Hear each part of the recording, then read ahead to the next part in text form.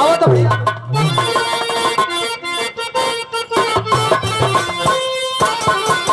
अरे सच्चा सपूत भारत के चौकी चलो धरती इतिहास है उनका आलस मत भी डरती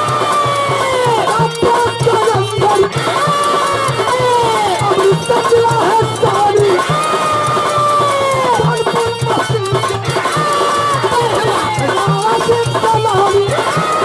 कानपुर बस्ती का शिक्षक समारी पत्नी से सरिता क्या छलकता पांच नंबर बजरी के हमारा छलकता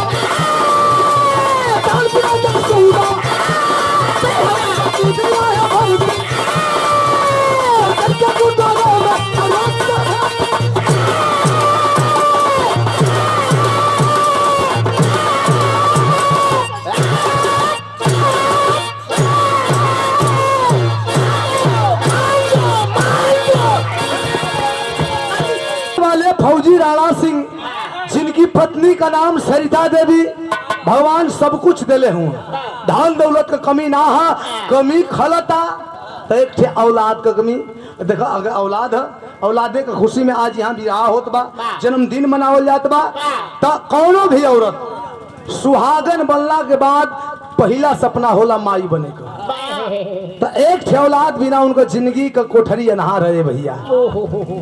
सन 99 की बात है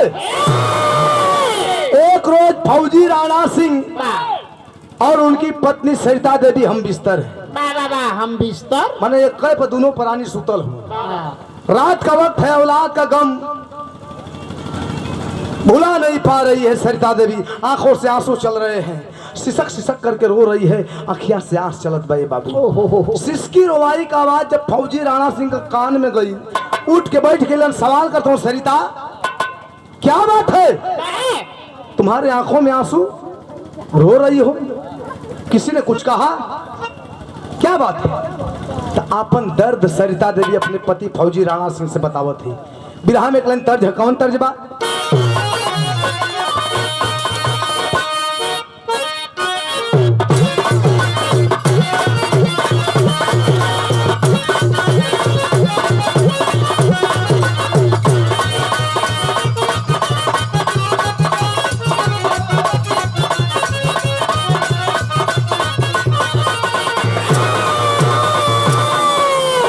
हमारे मती खोनो लइका यही लक्ष्मी मती लइकी सोरहो सिंगार सजा के बैठल बिया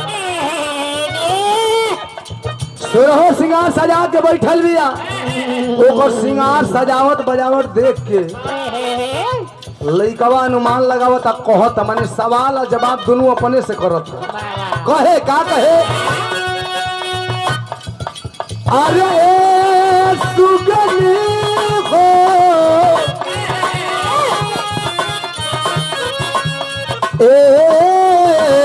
हमारे पोपो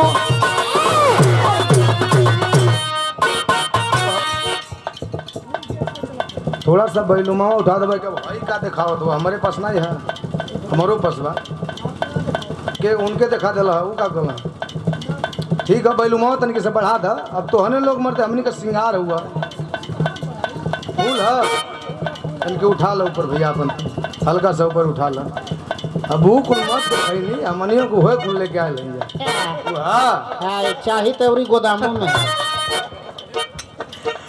डाल आ रखे ओठलाली लगवलू वही बलिया के बाली नहवा दाक न धुनी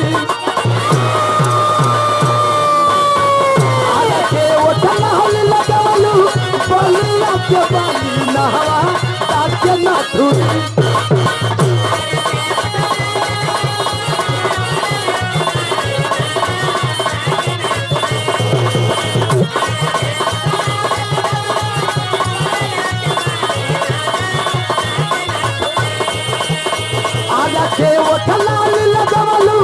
बलिया के बाली नहवा ताके न धुली तकवाना जिला के जिलेबी हाऊ ए बाबुनी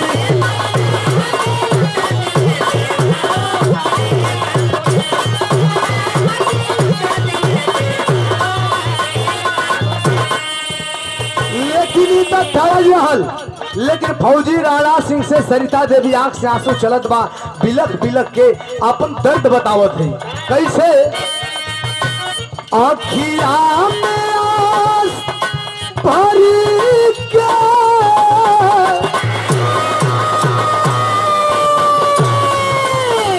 आखिया में आस भरी के मानवा निराश करके बोलली बचन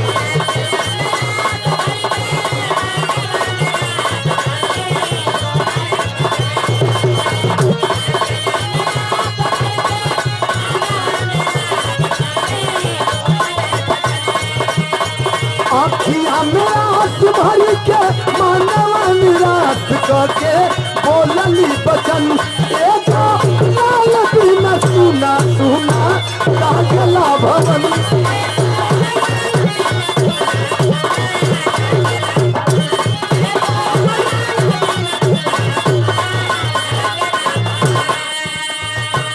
रोए लगली कली सैया कोई कुछ नहीं की कहले अखरत ये बात दुख ये बाकी भगवान हमनी के सब कुछ देला धन दौलत का कमी नहीं है एक चीज का कमी बा औलाद है धीरे धीरे औलाद का कमी बहे सैया एक ठे औलाद बिना हमारे जिंदगी का नगरी अनहार बा लोग हमके कुछ कह देला दुख तकलीफ ना होला लेकिन अगर कोई का सामने जब हम पड़ीला लोग ये कहला कि मारा बजनिया सामने पड़ गई जतरा भंग हो गई जब लोग हमके बाजिन कहला सैया करेजा फट जाला ये बाजिन वाला ताना सुन सुन के जिंदगी से मन उब गई बा जी एक मन नहीं करत फौजी राणा सिंह समझा रहे हैं कि पागल मत बनो ऐसी बातें नहीं किया करते समाज के लोगों के ताने और मेहनों पे ध्यान मत दो उन पे भरोसा रखो ऊपर वाले पे उनके घर में देर है अनहेर नहीं है समझावत हो रतिया का बयान भयल सवेर भइल तौले एका एक आइल तबले अरे सीमा से खबरिया के जवान करे लगले तैयारिया के जवान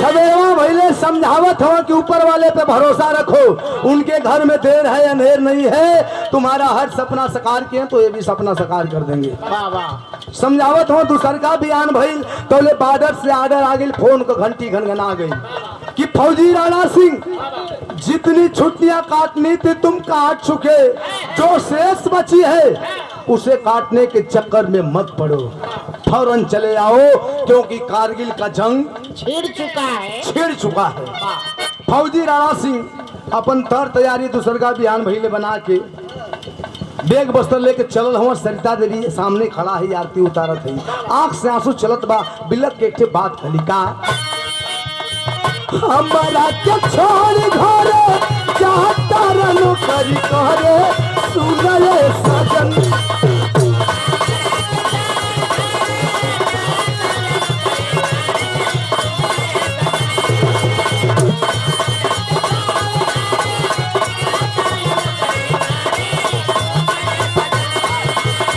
हमारा के छोड़ घरे चाहता रनो करी करे सुनले सजन एगो बिना सुना सुना लागला भवन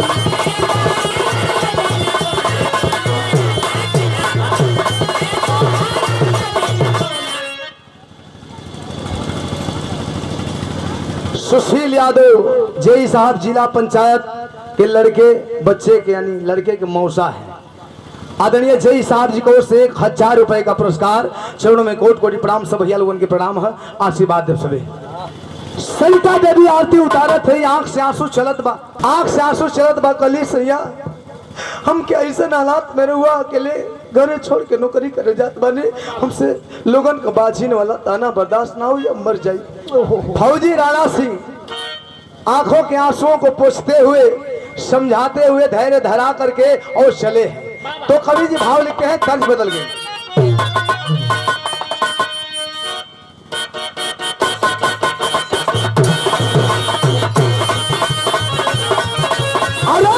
भैया तरह से बढ़िया फर्ज है भैया, जब समझा बुझा के चलल हुन तो कवि जी भाव लिखत हुन का, चले मना के घर छोड़ तू रहिया चाई न कबो मोरे,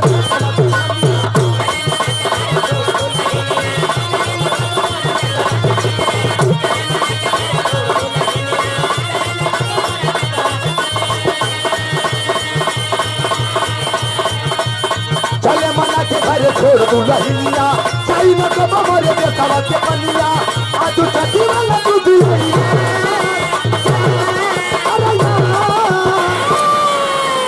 कमर में भोला बाबा, कमर में चर्चा बाती, कमर में भोला हिंदुस्तान जिंदाबाद, भारत पाकिस्तान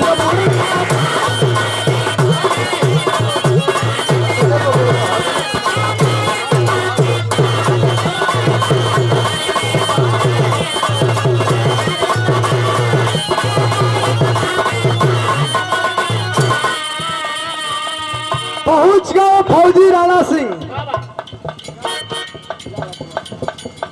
कारगिल का जंग छिड़ गया, दुश्मनों पे टूट पड़े, अपने जवानों को लेकर के इनकलाबी नारा लगा करके हिंदुस्तान जिंदाबाद, पाकिस्तान मुर्दाबाद।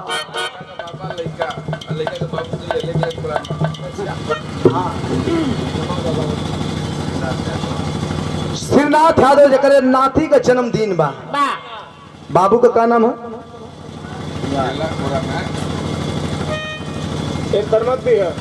अब ऐसे भले बिरहा कुल का गल, ऐसे कैसे दे जे साहब सोहर गवा के देवे ना कि ना, ठीक है तू चपले रह माइक धके, हाँ गिरे मत दी जाए तो तोहरो ना होत हुआ से 1000 रुपए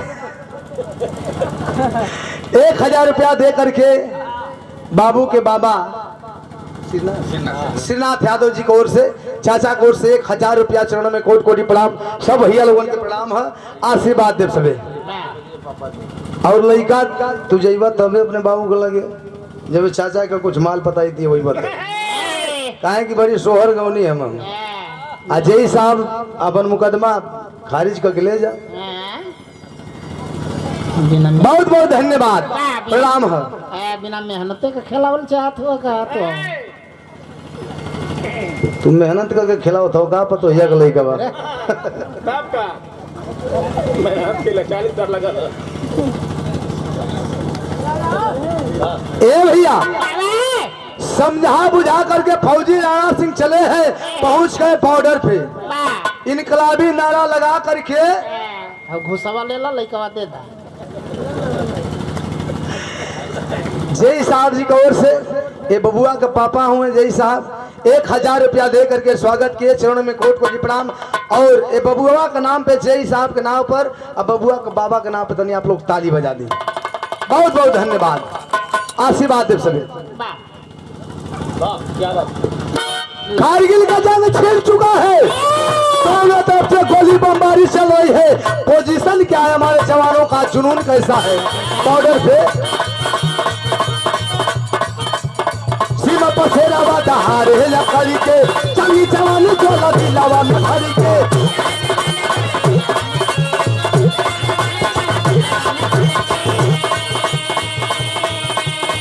तुम्हें जो सिद्धा की कसम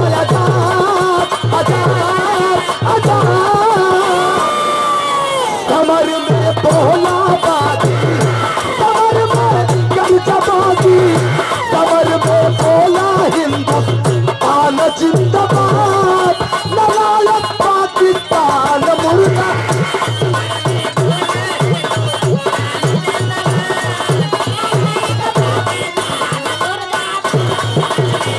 हालो हालो हालो पूरी ना सतरे तो बोलो था।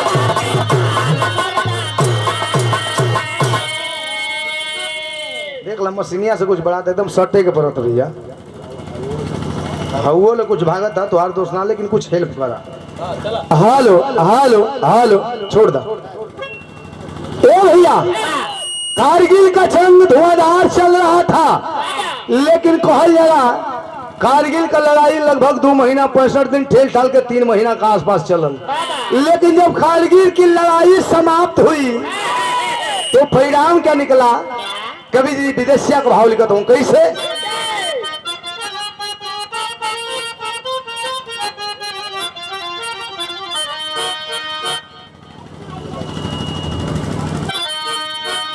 अरे भैली लड़ाई बंद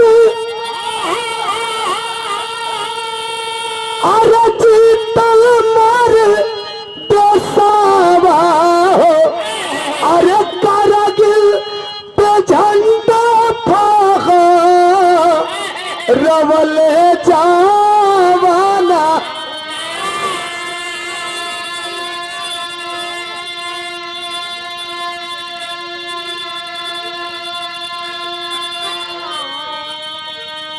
मानो साधु जौने बबुआ का जन्मदिन बा ओकर बड़ भाई हूँ बचवा के आशीर्वाद बा सब भैया लोगन के प्रणाम बा आशीर्वाद दे सब 500 रुपया पुरस्कार चरण में प्रणाम।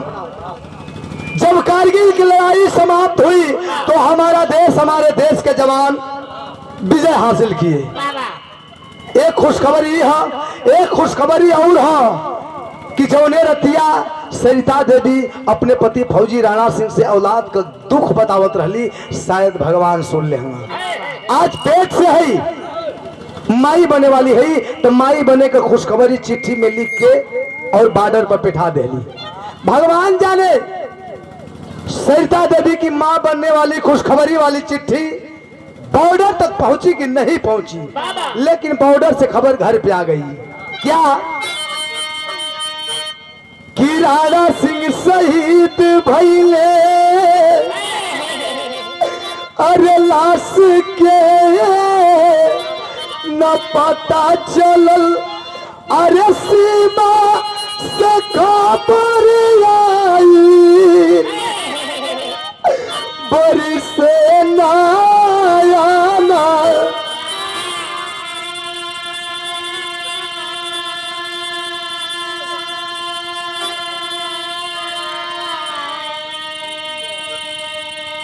सरिता देवी की मां बनने वाली खुशखबरी वाली चिट्ठी बॉर्डर तक पहुंची कि नहीं पहुंची लेकिन बॉर्डर से खबर घर पे आ गई किस कारगिल की लड़ाई में हमारे देश के जवान विजय घोषित हुए विजय हासिल किए। लेकिन इस लड़ाई में बहुत से जवान शहीद हुए हैं जिन शहीदों के लिस्ट में फौजी राणा सिंह का भी नाम अंकित था। सभी शहीद जवानों की डेड बॉडी लाशें पूरे सैनिक सम्मान के साथ तिरंगे झंडे में लपेट करके ताबूत में पैक करके उनके परिजनों के बीच भेजवा दी गई। लेकिन फौजी राणा सिंह की लाश का कुछ पता नहीं चला। उनकी लाश की जगह पे सिर्फ उनकी टोपी वर्दी और कुछ रुपयों का मुआवजा आता है। जैसे यहाँ रहुआ लोग जुटल ही जन्मदिन में विराह सुने बदे वैसे ही सरिता देवी के दरवाजे पर लोग जुटल होन समझावत होन कि फौजी राणा सिंह शहीद हो गए अंतिम क्रिया की तैयारी किया जाए लेकिन सरिता देवी मानने को तैयार नहीं है। कहते नहीं मैं नहीं मानती। लोग कहते क्यों तो बताती है कि मरल जाती रातन तलाश घारे आहिल होई आ कैसे धोई से नूर फारी हाथे का काना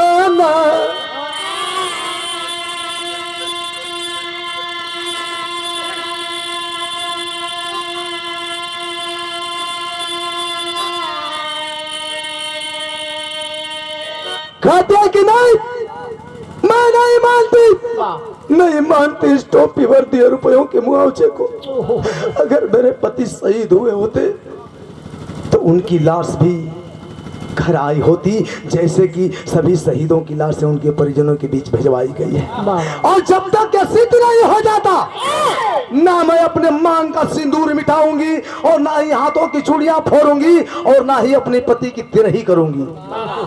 लोग ये समझत होने लगा था कि दिमागी संतुलन बिगड़ गई, पागल हो गई। लोग धीरे से वहां से टसक गई कि पगला गई अपने पति का मौत का गम में। लेकिन सरिता देवी भगवान को उलाना दे रही है, क्या?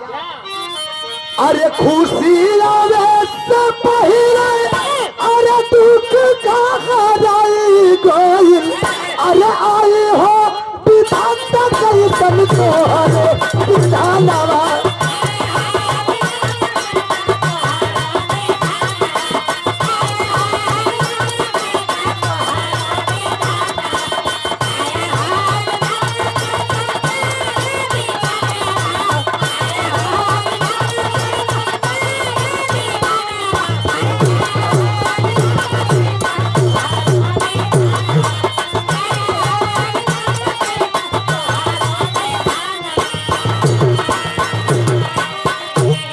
भगवान से उलाना दे रही है कि बार है भगवान, थोड़ी सी दुख भरी अर्जी सुन करके आपने मुझे माँ बनने का तो सौभाग्य दिया, लेकिन यह खुशी आने से पहले ही मेरी जिंदगी में दुख का इतना बड़ा पहाड़ खड़ा कर दिया आपने। किस जुर्म की सजा दे रहे हैं प्रभु, किस जुर्म की सजा दे रहे हैं? रो रही है। अंजाम यही निकला कि लोगों के लाख कहने के बावजूद भी ना अपने मांग का सिंदूर मिटाती है, ना ही हाथों की चूड़ियां फोड़ती है और ना ही अपने पति की तिरही करती है। समय बीतत भये भैया, समाज में कई तरह के लोग हुवन। एक ठे बाझिन वाला ताना रहबे कई, अब वो खत्म होके वाला है तो एक ठे ताना और बढ़ गई। अब लोग के सामने कबो सरिता देवी फट जाए तब लोग ये ताना मारे कि देखा एक मर्द मर गल, शहीद हो गल, तब वो सुहागन बन के घूमे ले, एक दिमाग खत्म है, पागल हो गई। इहो बतिया कर जवा के साले लगले बाबू, इहो बर्दाश्त ना भइल तो समाज के देखे भर में समाज का लोगन का लोक लाज लिहाज से अपने मांग कर सिंदूर पोंछ देली, हाथ का चूड़ी फोड़ देली, दुआरा पर 5 गो बाभन खिया के तिरही का टोटका कह देली। समय बीतत बा, लोगन के देखे में ही काम कैले ही, लेकिन मन में विश्वास अब भी है कि हमार पति जिंदा हुवन। ऐसे अब समाज के लोगन से छुपा छुपा के अपने मंगिया में सिंदूरा सजावती चोरी चोरी। समय बीतत बा, धीरे धीरे उहो दिन आ गई। कौन दिन? तर्ज बदल गई।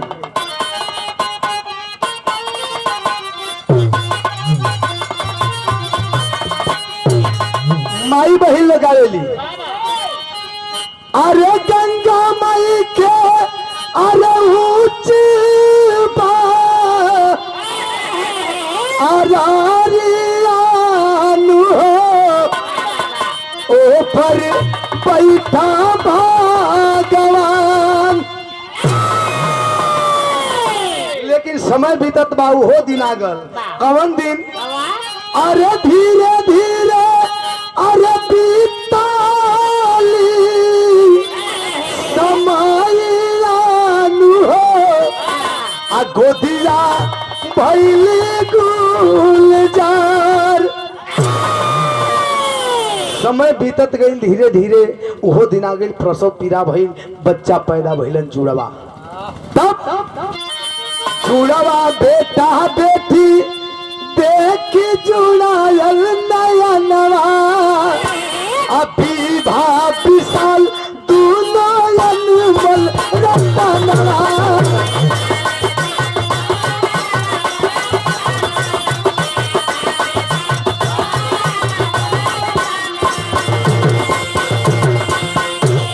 अरे नीली गली जीवन देखा माया हो, गोदिया भइले गुलजार।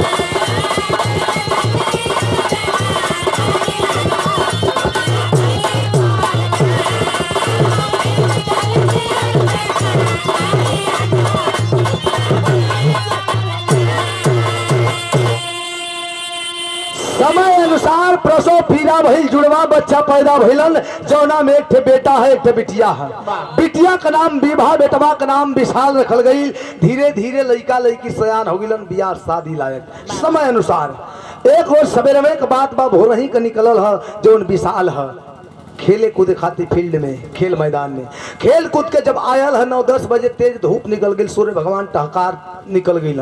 जब आयल है आंगन में प्रवेश कैलस है तो एक अद्भुत दृश्य देखलस कि माई ऐनक के सामने हाथ में सिन्होरा लेके खड़ा है।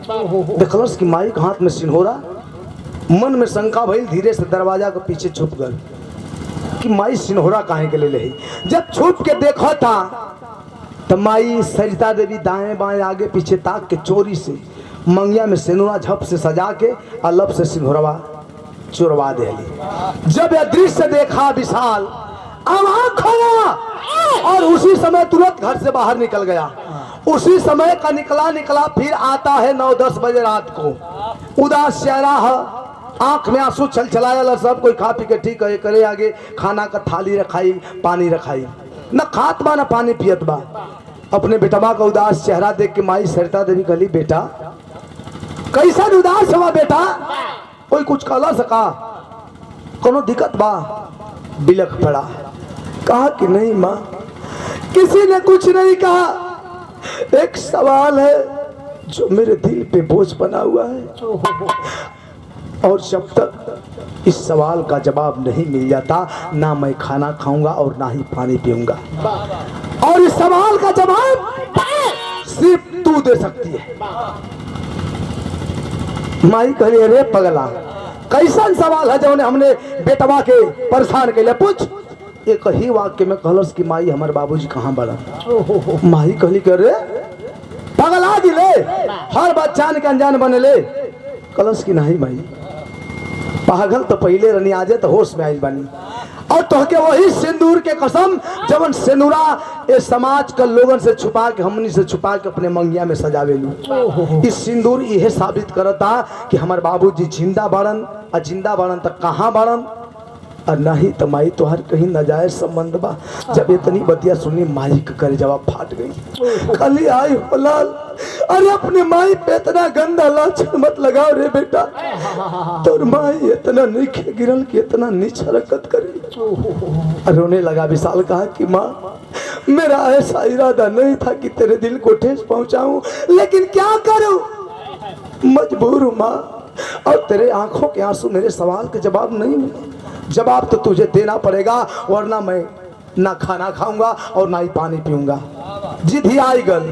तब बेटा का चित देख के सरिता, बेटा का चित देख के सरिता उसको गले लगाई है, रो रो के 99 का सारा दस्तान सुनाई है।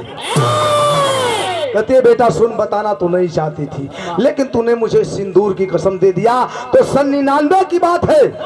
जब कारगिल की लड़ाई लगी थी, उस लड़ाई में हमारा देश के जवान विजय हासिल किए, लेकिन उस लड़ाई में बहुत से जवान शहीद हो गए, जिन शहीदों के लिस्ट में तेरे पिताजी का भी नाम अंकित था। अंजाम यह निकला कि सभी शहीद जवानों की लाशें उनके परिवार वालों के बीच भिजवा दी गई, लेकिन तेरे पिताजी की लाश का कुछ पता नहीं चला। उनकी लाश की जगह पे सिर्फ टोपी वर्दी रुपयों का मुआवजा आया। लोग कहते रह गए, लेकिन ये मेरा दिल ना उस समय मानने को तैयार हुआ और ना आज मानने को तैयार है। मेरा मन अब भी कहता है कि तेरे पिताजी जिंदा है। विशाल कहता है कि माँ अगर तेरी बातों में सच्चाई है तो है कसम तुम्हारे चरणों की, तो है कसम तुम्हारे चरणों की, तेरा दूध का कर चुकाऊंगा। अरे कर जिंदा है पापा दुनिया में तो मर के भी वापस। माँ अगर तेरी बातों में सच्चाई है तो एक बेटा का वादा है, मैं तुझे वचन देता हूँ कि जीते जिया मर के भी, मौत को गले लगा के भी एक दिन तुम्हारे सामने ला करके उन्हें खड़ा कर दूंगा। यही कहा निकल गया घर से बाहर, माँ का पैर छू करके 2-4 सेट कपड़ा धलस निकल गल। जहाँ गई कहा करत था, कहाँ कुछ पता ना है, लेकिन जो भी किया उसका परिणाम क्या निकला? मेहनत और रियाजों से। अरे मेहनत और रियाजों से वो फौजी बन घर पे आया है, बहन के प्रति माता के चरणों में शीश झुका, मेहनत किया, रियाज किया, फौजी बन गया।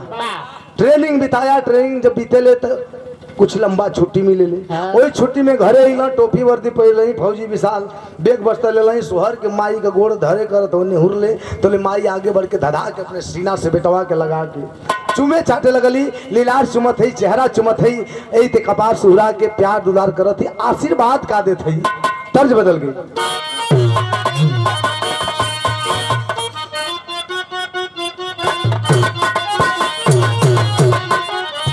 तर्ज है हमारे गुरु विजयी गुरु का गुरु जी स्वर्गीय रामदेव गुरु जी अपने जमाने के आलम में बड़ी मसली के गौला अदाई के चल गिला हो भैया तो तू हो गावा गा के जा अरे घरे जाए कथे ताकत का हुआ नहीं बड़ा बेहुदा आदमी बड़ा मर्दे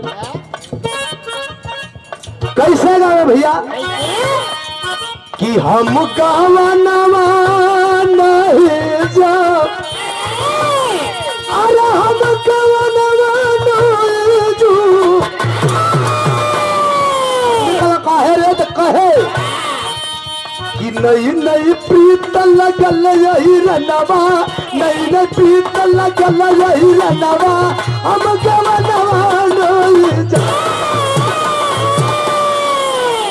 लेकिन यही पैटर्न पर थोड़ा सा चेंज करके हमारे उस्ताद विजयी उस्ताद गौलन का कि गोरिया दिन भर कोई कोटियो अरे गोरिया दिन भर कोई के कोटिया गोरिया दिन भर कोई के खटिया लेके सचिया के सिलवतिया पिस्तौल ना मस्ताना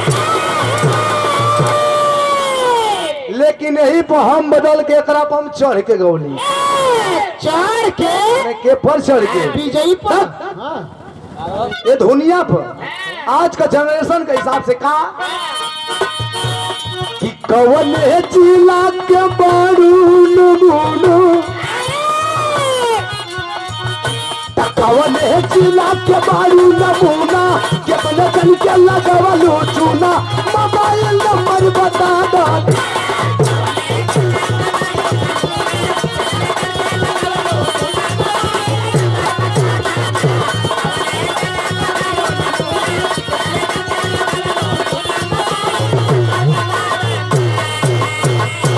लेकिन माई सरिता देवी अपने फौजी बेटवा विशाल के आशीर्वाद देते का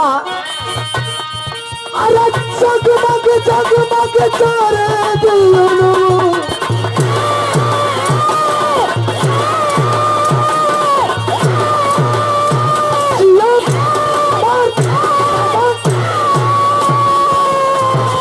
जगमग जगमग तारे दिलों हमारे पुलाव के होला नवा ला ला ला नवा जगमग जगमग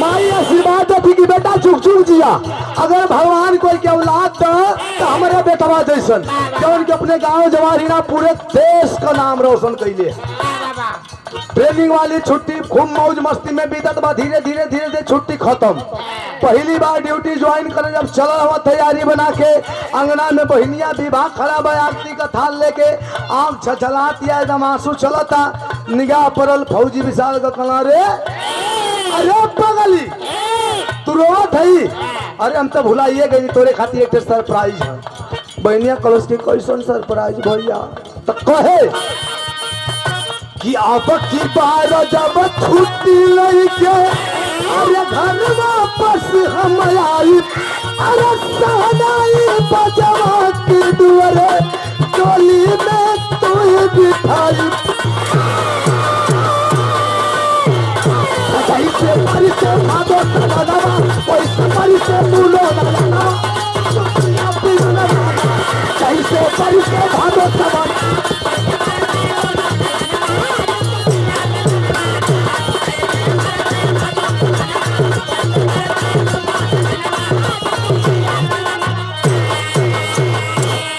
कहला कि तोरे खातिर एक सरप्राइज हो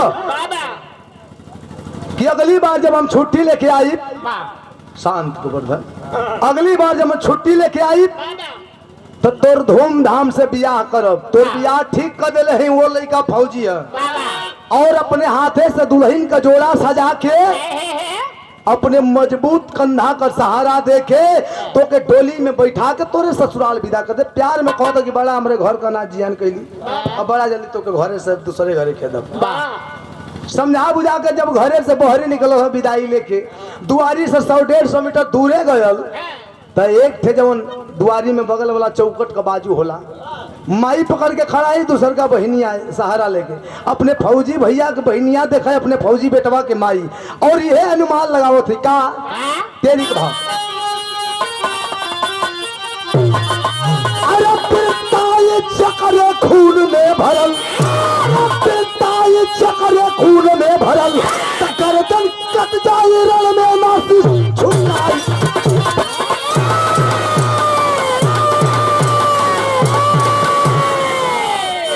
गर्दन कट जाई रण में ना सिर झुकाई, पिताई चक्रे खून में भरल। कवि लिखते हैं कि उन्माद जिगर में तब उठता, उन्माद जिगर में तब उठता जब बेकसूर हम मरते हैं, हथियार हाथ में रहता है आदेश बिना हम डरते हैं।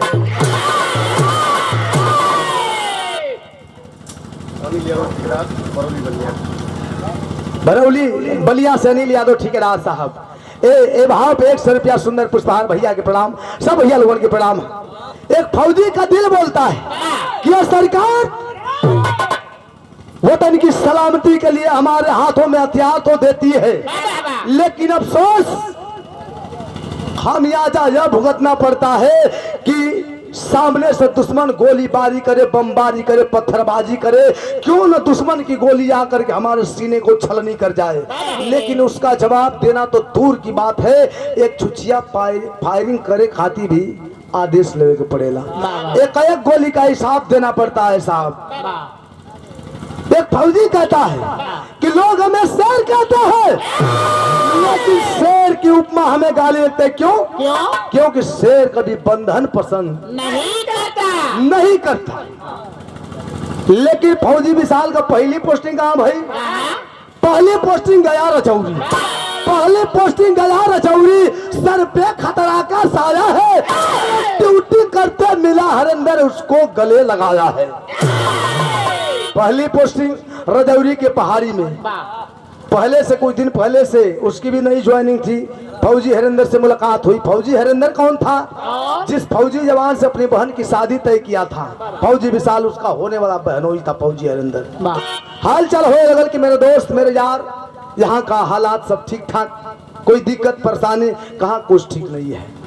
विशाल का क्या हुआ बताता है कि पुलवामा हमले से सारा, अरे पुलवामा हमले से सारा जीवन अस्त व्यस्त हुआ, तो से सरहद ऊपर पारा हम फौजियों का सख्त हुआ।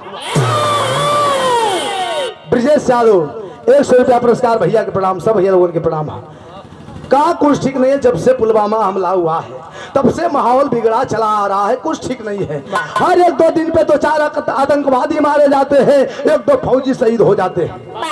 दुश्मन की कौन सी गोली किसके सीने में आके चुभेगी कोई गारंटी नहीं। वीरेंद्र कुशवाहा शानदार 500 रुपए का पुरस्कार, चरणों में कोटि कोटि प्रणाम, सब भैया लोगों के प्रणाम है। ए भैया, लेकिन 8-9 महीना ड्यूटी करत फौजी विशाल के बीत गई, लेकिन एक रोज पता चला है कि रजौरी के पहाड़ी में, अरे रजौरी के पहाड़ी में कुछ आतंकवादी आए हैं, एक भी आतंकी बच न पाए, कैप्टन साहब फरमाए हैं। पता चला है कि रजौरी के पहाड़ियों के पीछे कुछ घाती आतंकवादी घात लगा करके छुपे हुए हैं। आदेश दिया जाए कि जाओ और जा करके दिखा दो कि एक हिंदुस्तानी फौजी का पावर क्या होता है। चले हैं जवान अपनी टोली सजा करके, फौजी जवान एक बागी जैसे बगावत करके चलता है, बागी का रूप धारण करके दुश्मनों के प्रति। जिस टोली में शामिल है फौजी विशाल, फौजी हरिंदर भी, और सब फौजी जवान हैं। जब चले हैं दुश्मनों का मुकाबला करने, तो हमारे विधा का आखिरी गीत कौन गीत?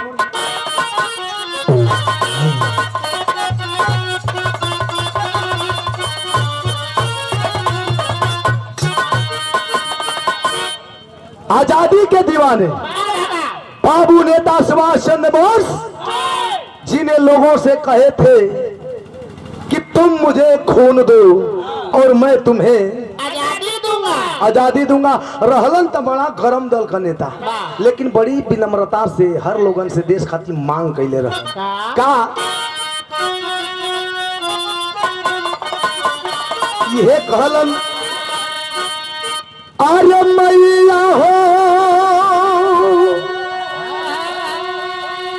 ललनवा दे दे, अरे बहनी हो पियनवा दे दे। ब्रजेश यादव पुनः 100 रुपया पुरस्कार। भैया के प्रणाम, सब भैया लोगों के प्रणाम है। लेकिन चले हैं जवान अपनी टोली सजा करके, तो कवि जी भाव लिखते हैं क्या,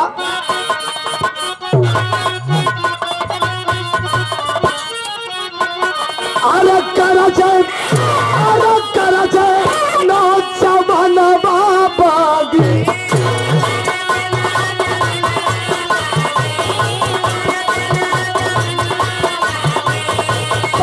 सरी का बाबागी,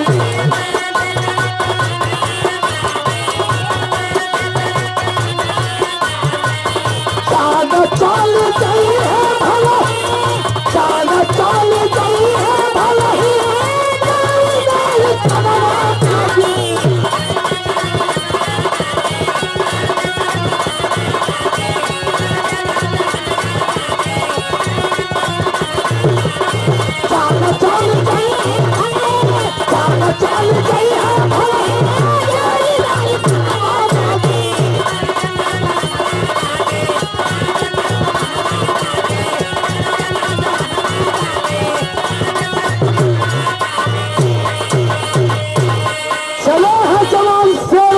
गर्जना भरकर छिड़ गई लड़ाई, धुआंधार गोली बमबारी चल रही है, लेकिन परिणाम क्या निकला, अरे आधा घंटा चमके खूबी, अरे पीरावा लड़ाई गई, चिड़िया टंकी मारल गई, चिड़िया टंकी मारल गई, बाकी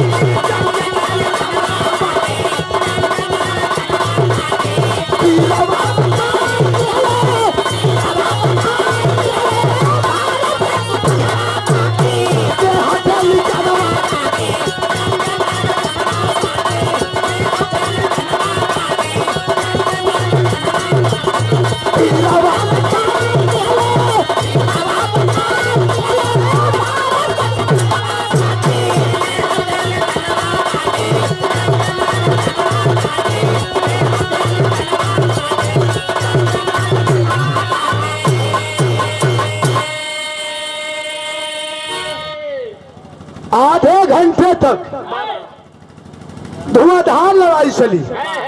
आधे घंटे के बाद परिणाम यह निकला कि 3 आतंकवादी मारे गए। 3 आतंकवादियों को मारने के बाद रात का वक्त है, सभी जवान अपने ड्यूटी पे तने हैं, तैनात है 100-150 की मीटर की दूरी पे। कुछ दूरी पे फौजी विशाल भी है जो नई भर्ती हुआ है, नया है, जोशीला है।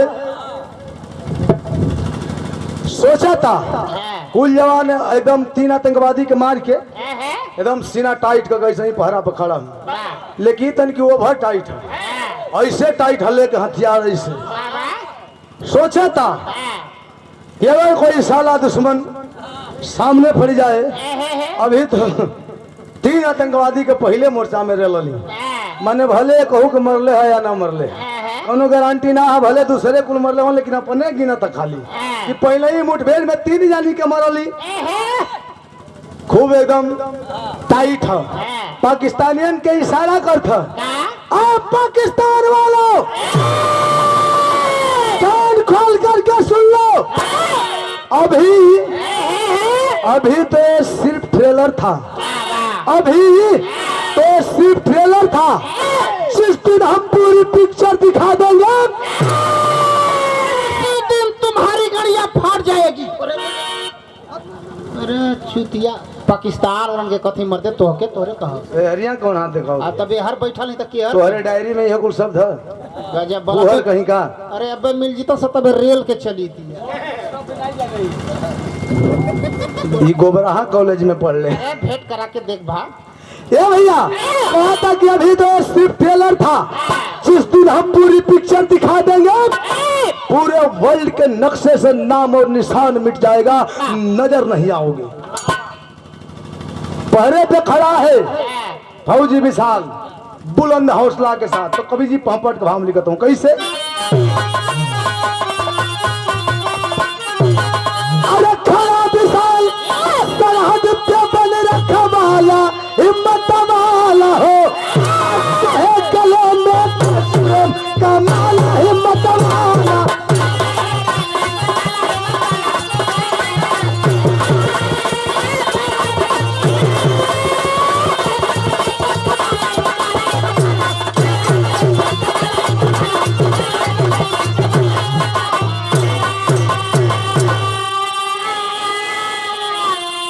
अरे लेकर आई फल पहला बेटा, अरे चोट बदन में जागल हो, अरे पाकिस्तान की सीमा से इधर आया एक पागल हो। अरे पे खड़ा है फौजी विशाल, तब तक पाकिस्तान की ओर से बॉर्डर क्रॉस करके जब कटबंदा का तार होला बॉर्डर पे फान के टे पगला चल आवत है, बड़का बड़का बाल दाढ़ी मूछ लाल लाल आंख, तन पे भेड़ियन का चादर। बाबा देखे में कैसा लगा था। कैसा अरे आधी रात को, अरे आधी रात को लगा रो पिकर वाला हिम्मत वाला हो, भारत में घुस के ना तलब दलाला हिम्मत वाला।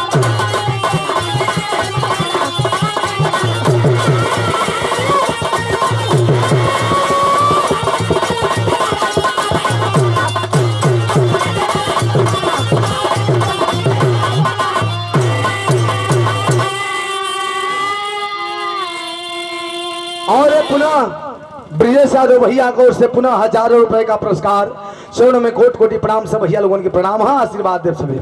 ए भैया पगला पोजीशन कैसन है, बड़का बड़का बाल दाढ़ी मूछ लाल लाना तन पे भेड़ियन का चादर, चलो ले आवता पाकिस्तान का बॉर्डर क्रॉस करके हमारे हिंदुस्तान में। ठीक सामने खड़ा है फौजी विशाल, समन्वय से आवत, अनहरिया रात थी, अब नजर ना आवत। लेकिन कभी जी आल्हा का भाव लिखता हूँ कैसे। हम बताइला कि अगर वो खरी में मुड़ी पड़ गई तब मूसर का परवाह मत करो, हाँ निकाल के कैसे भाग जा भाग जा। हाँ मर्दवा लड़वैया तो हंस के लड़ी की भागी, ए त का ओखर में मुड़ी जाई कुछ आवे एगो उपमा देता नहीं। अच्छा कैसे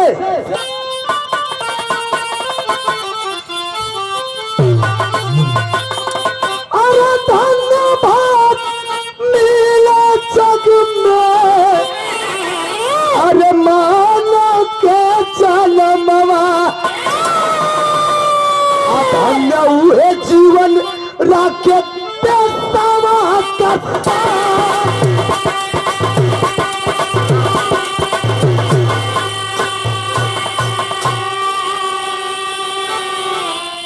अरे पगला पे पड़ल विशाल का नजरिया, साधा है निशाना तब फौज ना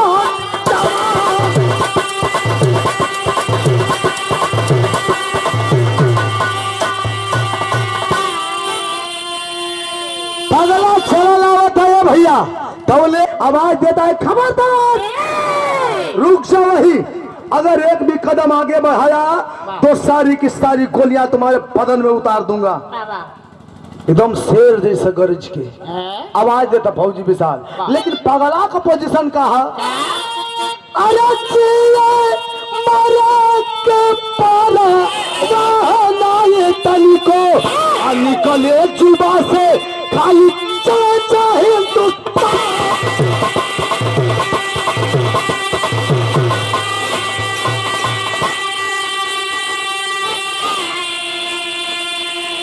शेर की तरह गर्जना, रुक जा ही। लेकिन पगला का कोनो परवाह ना कि दूसरे देश से दूसरे देश में आवत हई, ये कहू गोली लागल त हमार दशा का हुई, कौने घाट के पहुंचब। मुड़ी को तले हो इतनी रात को अपना परिचय दो। फौजी विशाल के इतने सवालों का जवाब सिर्फ एक ही वाक्य में देता है वो पगला कि हिंदुस्तान जिंदाबाद, पाकिस्तान मुर्दाबाद। फौजी विशाल कहा ठीक है ठीक है ठीक है, मैं मानता हूं कि हमारे हिंदुस्तान, हमारी भारत मैया के प्रति तुम्हारे दिल में अगाध प्यार और प्रेम है, लेकिन तुम कौन हो, कहां से आ रहे हो इस वक्त, अपना परिचय दो। फिर वही जवाब तन की कड़क आवाज में बोला था पगला, हिंदुस्तान जिंदाबाद, पाकिस्तान मुर्दाबाद। कहा गजब हाल है यार, मैं पूछ कुछ और रहा तुम एक ही रट लगाए रखे हो, हिंदुस्तान जिंदाबाद पाकिस्तान मुर्दाबाद। मरना तो तेरा तय है, लेकिन सत्य बोलोगे तेरी मौत आसान हो जाएगी, वरना तड़पा तड़पा के मारूंगा। उस पगले बुढ़े और फौजी विशाल के बीच वार्तालाप चल रही है। तब ले अरे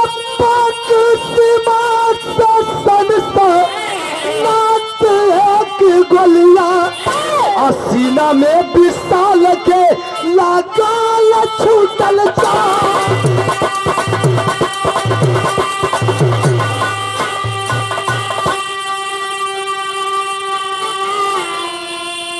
अरे रोला और अंदर लेके गोदिया में लसिया, खर्चे वाली बन कैसे भाई चुपा।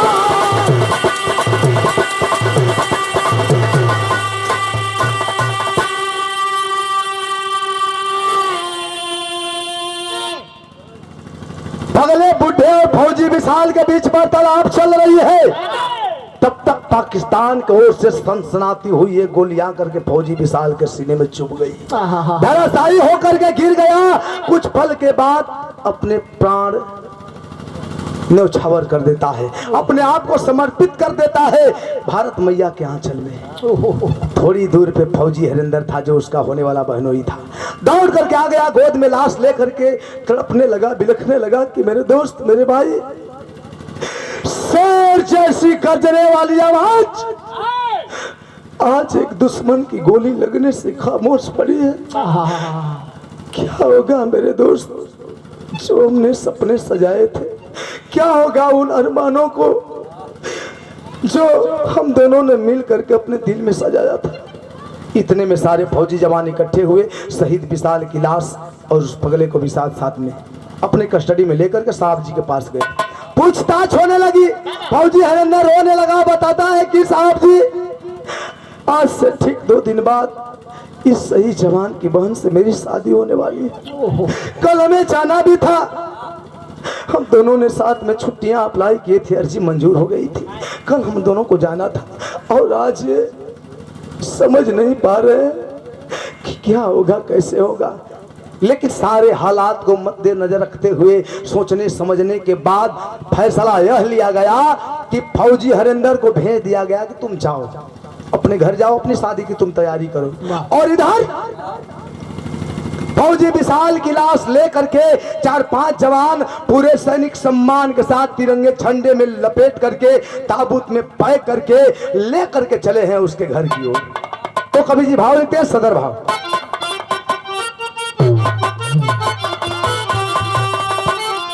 अरे सिलबंद लाश लाई गई धनबाद,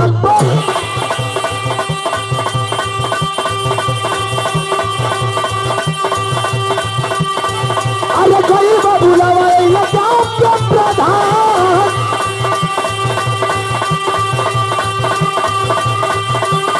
अरे शादी वाला मदर सदर सदर दुल्हनिया, अरे रितिया रिवाज से पूरा भइला विधान, अरे नई दुल्हनिया पर जमाना,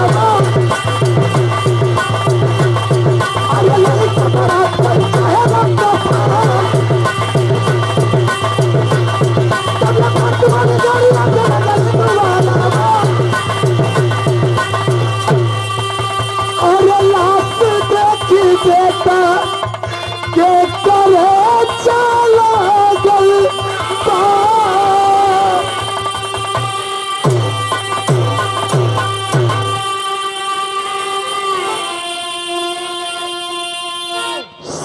विशाल की लाश लेकर के 4-5 फौजी जवान चले हैं पूरे सैनिक सम्मान के साथ। सोनपुर बस्ती न जाकर के पहले लाश भेजवाई गई थाने पे। थाने पर से थाना प्रभारी महोदय खबर भेजवा करके सोनपुर बस्ती के ग्राम प्रधान जी को बुलवाए। प्रधान जी आए, बात विचार होने लगी। थाना प्रभारी महोदय समझा रहे हैं कि प्रधान जी कल इस शहीद जवान के घर पे इसकी बहन की शादी है और जब तक शादी संपन्न नहीं हो जाती तब तक इस शहीद की लाश आपके कस्टडी में, आपके देखरेख में रहेगी। और शादी संपन्न होते ही बारात विदाई से पहले लाश दरवाजे पे पहुंच जानी चाहिए ताकि घराती पक्ष बाराती पक्ष सबसे मुलाकात हो जाए। और जब तक शादी संपन्न नहीं हो जाती किसी के कानों तक भनक नहीं लगनी चाहिए। प्रधान जी कहे साहब ऐसा ही होगा। ऐसा ही हुआ। रीति रिवाज से रस्में निभाई गई, शादी संपन्न हुई। अपनी दुल्हन को लेकर के फौजी हरेंद्र अपने पूरे बारातियों के साथ अपने घर को प्रस्थान करना चाहता है। मन में चिंता बनी है कि अभी शहीद विशाल की लाश नहीं आई, अगर आ जाती तो सबसे मुलाकात हो जाती और खास करके उसकी बहन से तो सबसे ज्यादा मुझे तसल्ली होती। मन में चिंता बनी है। बारात विदाई के कगार पे है, अपनी दुल्हन को लेकर के अब पूरे बारातियों के साथ विदा लेना चाहता है। तब तक बारात विदाई से पहले ही दरवाजे पे फोर्स वाली गाड़ी आकर के लग गई। साथ में प्रधान जी हैं। गाड़ी में से 4-5 फौजी बाहर निकले और ताबूत को बाहर निकाले। ताबूत खोला गया।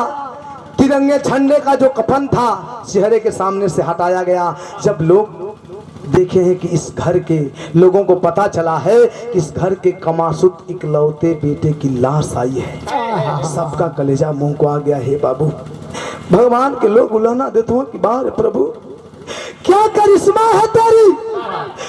इस सुहाने पल में तूने कितना भयावह तोहफा पेश किया है प्रभु, तेरा कोई जवाब नहीं है। इता बहरी का लोगन का दशा। लेकिन जब घरवा में माई कि पता चलल कि हमारे बेटवा लाश आइल बा, जौने रूप में ही तौरत धुपत गिरत टंगिला अपने बेटवा के लाश के पास आके गिर गई। रोने लगली कि बेटा बेटा तू मुझे छोड़ करके चला गया ना, शायद तुझे पता नहीं है कि तुझे पाने के लिए तेरी माँ कितने मंदिर, कितने मस्जिदों और कितने गुरुद्वारों के दरवाजे पे चौकट पे जाके अपना माथा टेकी। बड़ी मिन्नतों के बाद तो तू मुझे मिला था, लेकिन आज तू मुझे, तेरे इशारे मेरी जिंदगी आधारित थी और आज तू मुझे मैदान में छोड़ करके चला गया। खैर कोई बात नहीं। लोग कहते हैं कि देश के लिए जिस परिवार का बेटा शहीद होता है उसका परिवार ही नहीं बल्कि 7 पुश्त तक तर जाता है। वाह वाह। लेकिन अफसोस कि तूने जो वादा अपनी माँ से किया था वो वादा अधूरा रह गया। तूने मुझसे कहा था ना कि माँ अगर मेरे पिताजी जिंदा होंगे चाहे कहीं भी होंगे, अगर जिंदा होंगे तो जीते जिया मौत को गले लगा करके भी एक दिन सामने ला करके खड़ा कर दूंगा। कहाँ तेरे पिताजी, कहाँ है तेरे पिताजी? अरे उन्हें वापस लाना तो दूर, तू तो इतना भी नहीं पता लगा सका कि तेरे पिताजी जिंदा हैं, वाकई में शहीद हो गए। बहुत बड़ा धोखा किया है अपनी माँ के साथ तू। माई रोवत है। तब तक कुछ दूरी पे बहनियां शहीद विशाल के बहन विवाह दुल्हन का जोड़ा में खड़ी है। जब सुन लिया कि हमारे भैया का लाश आइल बा, धीरे धीरे बारीकी कदमों से जाती है अपने शहीद भाई के लाश के पास, खामोश होकर के बैठ गई। 1-1.5 मिनट तक खामोश रही। 1-1.5 मिनट के बाद घायल नागिन की तरफ फुफकार करके खड़ी होती है। आंखें लाल लाल, आंखों से जो आंसू टपक रहे हैं लग रहा है खून टपक रहा है। फुफकार करके खड़ी होती है, कहती है कि माँ माँ, इसने सिर्फ तुझे ही धोखा नहीं दिया है माँ, इसने एक माँ का ये भरोसा नहीं तोड़ा है। अरे तो बहुत बड़ा धोखेबाज है माँ, इसने तो एक बहन का विश्वास भी तोड़ा है। ये लोग नहीं जानते माँ, मैं जानती हूँ, तू जानती है।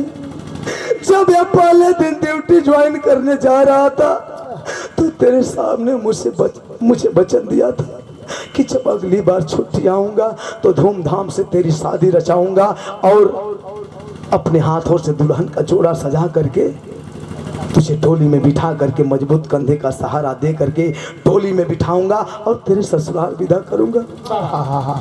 बोल माँ, कहाँ है इसका मजबूत कंधा? बोल, अपने कंधे का सहारा दे करके अपने बहन को डोली में बिठाए, मुझे मेरे ससुराल जाना है माँ। अरे क्या उठेगा माँ, ये क्या सहारा देगा? जो खुद लाश बन के दूसरे के कंधों पे सहारा लेकर के आया है, वो क्या सहारा देगा? ये कहाँ का इंसाफ है माँ कि एक भाई अपनी बहन को दुल्हन का जोड़ा दे करके खुद कफन ओढ़ करके आ गया। ये सरासर ना इंसाफी है माँ, ना इंसाफी है। सारे लोग रो रहे हैं, लेकिन कुछ लोग अपने आप को संभालते हुए, अपने आंखों के आंसुओं को छुपाते हुए जाते हैं, उस विवाह को समझाते हैं कि बेटी ऐसे मौके पे ऐसी बातें नहीं किया करते, अंतिम क्रिया की तैयारी करो। समझा बुझा करके घराती पक्ष बराती पक्ष सभी लोग ले करके चले हैं। शहीद विशाल की लाश शमशान घाट पे पहुंचे, चिता सजाई गई। चिता को अग्नि कौन दे रहा है? उस घर का दामाद फौजी हरिंदर। जो वही चिता में आग लगाना चाहता है, तब तक जो शमशान घाट पे मौजूद है बराती पक्ष, घराती पक्ष और गांव नगर के लोग उस गमगीन भीड़ को, गमगीन जन सैलाब को चीरते हुए, चीखते चिल्लाते हुए, दर्दनाक आवाज के साथ बिलखते हुए बुढ़ा आ करके फौजी हरिंदर के कदमों के पास बैठ गया। आंखों से आंसू चल रहे हैं, रो रहा है, कहता है रुक जाओ बेटा, रुक जाओ, चिता को आग लगा देना, पर मेरी एक अर्जी सुन लो। क्या कहता है?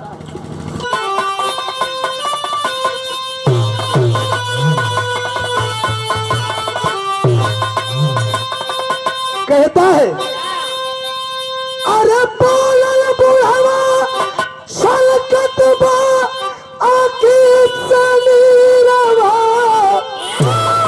अकबर अंतिम तेरा सनवा करा दो हीरावा।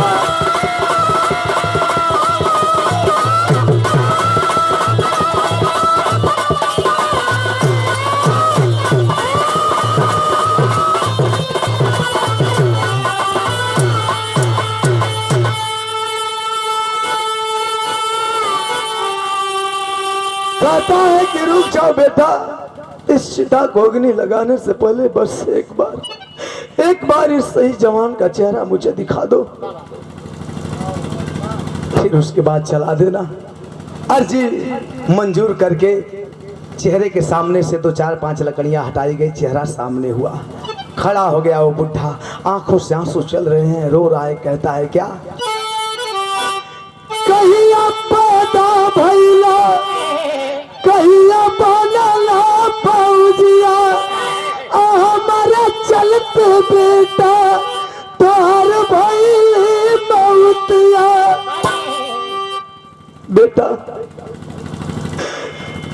मैं नहीं जानता तू पैदा कब हुआ, तू सयाना कब हुआ और तू फौजी कब बना, मैं नहीं जानता, लेकिन इतना मैं जरूर जानता हूँ कि तेरी मौत का जिम्मेदार मैं खुद हूँ। सारे लोग अवाक होकर के उस बुढ़े को देख रहे हैं। लोग समझत का हो, अरे पगला चाली के सभाई धरा में धीरवा, एक बेर अंतिम तारा तानवा करा दईरवा। सब लोग समझ रहे हैं कि कोई पागल है, कोई दूर का रिश्तेदार हुआ, किसी सदमे के कारण इसका दिमागी संतुलन खत्म हो गया है, बिगड़ चुका है। लोग धीरे धरावत हो कि झाय द बाबा, जिक्र किस्मत में जवन लिखल रहेला ओके विधि कर ले कि कोई न मिटावल है न कोई मिटावे वाला पैदा हुई। लेकिन जहाँ शमशान घाट पे लोग मौजूद हैं, घराती पक्ष बराती पक्ष, उन्हीं लोगों के बीच में मौजूद है शहीद विशाल की मां सरिता देवी। मैं भ्रमित नहीं करना चाहता, लोग कहते हैं, जमाने के लोग कहते हैं कि संसार में सबकी निगाहें धोखा खा सकती है, लेकिन एक पतिव्रता नारी की निगाहें कभी धोखा नहीं खा सकती। जिसे लोग पगला समझ रहे थे, अनजान समझ रहे थे, सरिता देवी पहचान गई। भ्रमित मैं नहीं करना चाहता, वो कोई पागल नहीं, कोई गैर नहीं, कोई अनजान नहीं था, बल्कि सन 99 में कारगिल की लड़ाई में जिनके शहीद होने की खबर आई थी, वही फौजी राणा सिंह थे, शहीद विशाल के पिता और सरिता देवी के पति। पहचान गई, जा करके पांव पकड़ करके रोने लगती है कि सैया बहुत सही समय से आई लवर सैया। आई देखा जवन चिता पे लेटावल बा तोहर बेटवा, और जवन दुल्हन का जोड़ा में खड़ी है तोहर बिटिया, दोनों जुड़वा रहा, दोनों जुड़वा हुआ। आज मेरा बेटा शहीद हो गया, इसका मुझे दुख है, लेकिन इसकी शहादत पे मुझे फक्र भी है। दुख से ज्यादा कहीं खुशी है, फक्र है, नाज है अपने बेटे की शहादत पर। क्यों? क्योंकि मेरा बेटा मुझे वचन दिया था, मुझसे वादा किया था कि अगर आप दुनिया के किसी भी कोने में होंगे, जिंदा होंगे, तो जीते जी मर के भी, मौत को गले लगा के भी एक दिन सामने ला करके आपको खड़ा कर देगा। आज परिणाम सामने है, आप सही सलामत मेरी आंखों के सामने खड़े हैं। वाह वाह वाह। मेरा बेटा तो अपना फर्ज निभा गया, कम से कम आप अपने बिटिया का कन्यादान तो नहीं कर पाए, लेकिन एक बाप होने के नाते कम से कम अपने शहीद बेटे की चिता को अग्नि लगा करके एक बाप होने का फर्ज अदा कर दीजिए। जब इतनी बात सुने फौजी राणा सिंह आंखें बरस पड़ी, जो तन पे चादर था दांतों से खींच करके फेंक दिए। जब तवा से चदरवा खींच के बदनिया पर से हटवलन तो लोग देखत का हुआ, अरे भाई बिना बाहे बाहर दूर भगिया, कैसे लगाई आज चिता में लगी।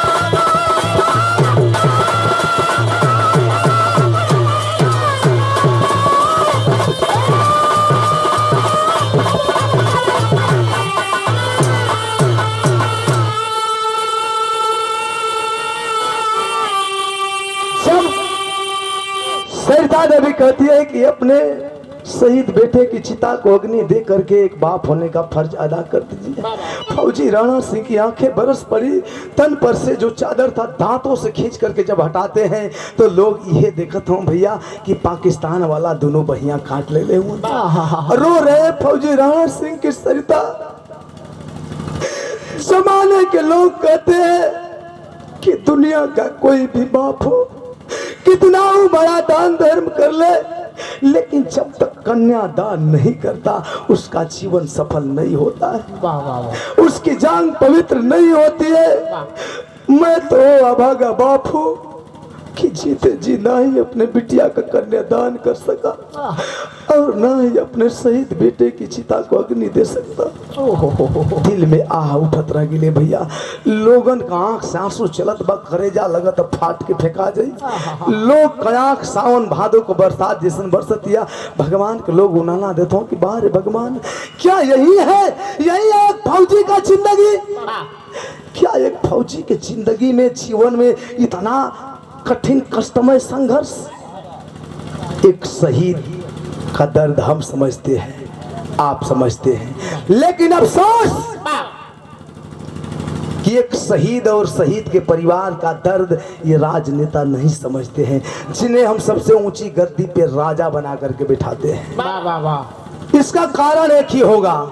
क्या प्रमाण है, इतिहास साक्षी है कि जब कोई फौजी बना है, सरहद हिंद के लिए तैनात खड़ा हुआ है, तो आपका बेटा एक गरीब मजदूर किसान का बेटा, न कि किसी नेता परिता का बेटा। वाह वाह वाह 100 में सिर्फ 5% जो जमीनी नेता होंगे वही देश के लिए न्यौछावर, जैसे नेता थे बाबू सुभाष चंद्र बोस जी, वाह वाह लाल बहादुर शास्त्री, अनेकों नेता थे। वाह कुछ लोग थे जो नेता होते हुए भी अपने देश के लिए अपने आप को कुर्बान कर दिए। वाह वाह तो जो जमीनी नेता है सिर्फ वही देश के लिए बलिदान भाव अपने और देश के लिए प्रेम भावना रख सकते हैं, वरना कभी किसी नेता का बेटा फौजी नहीं बना है और शायद न कभी बनेगा। वाह एक फौजी की एक और खासियत है, अगर आम आदमी होवन, अगर बूढ़ हुआ तो लोग बूढ़ कही, अगर जवान हुआ तो लोग जवान कही, लेकिन वो फौजी जवान भले ही 80 साल का हो, 90 साल का हो,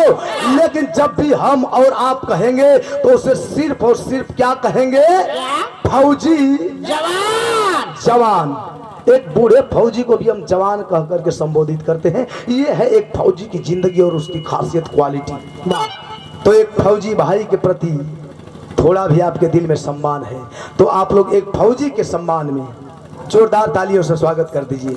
एक फौजी के लिए सभी लोग बहुत बहुत धन्यवाद।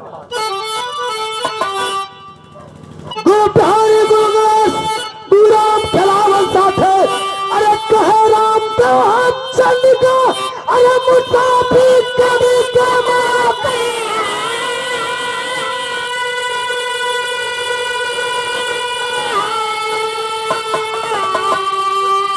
पाई चक्र खून में भरल बतावा, कभी अखिलेश के बिरहा के चुनल चक्र